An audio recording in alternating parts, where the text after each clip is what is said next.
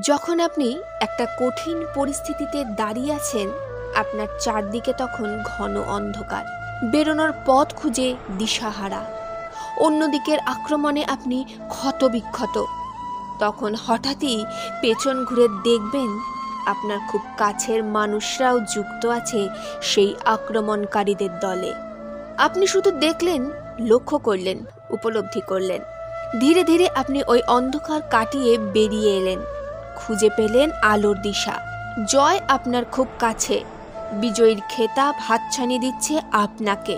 ঠিক তখনই ওই কাছের মানুষগুলো একে একে সামনে এসে দাঁড়ালো আপনার, হাত জোর করে বলল, ক্ষমা করে দিও, ভুল করেছিলাম তখন, আমরা তো তোমার বন্ধুই ছিলাম, ক্ষমা পরম ধর্ম, তাই আপনিও ক্ষমা করতে পারলে ক্ষমা করে দিন ওদের, সেটা আপনার ব্যক্তিগত সিদ্ধান্ত।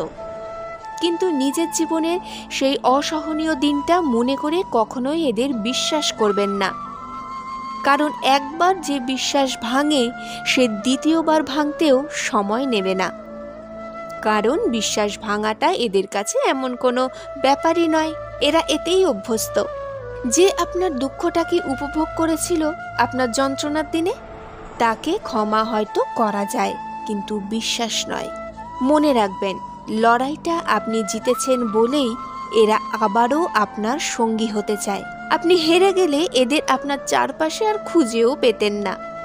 আপনার দুঃসময়ে যারা প্রকৃতভাবেই সঙ্গে ছিল তাদের নিয়ে বাকি পথ চলুন, দেখবেন রাস্তাটা অনেক মসৃণ হয়ে যাবে।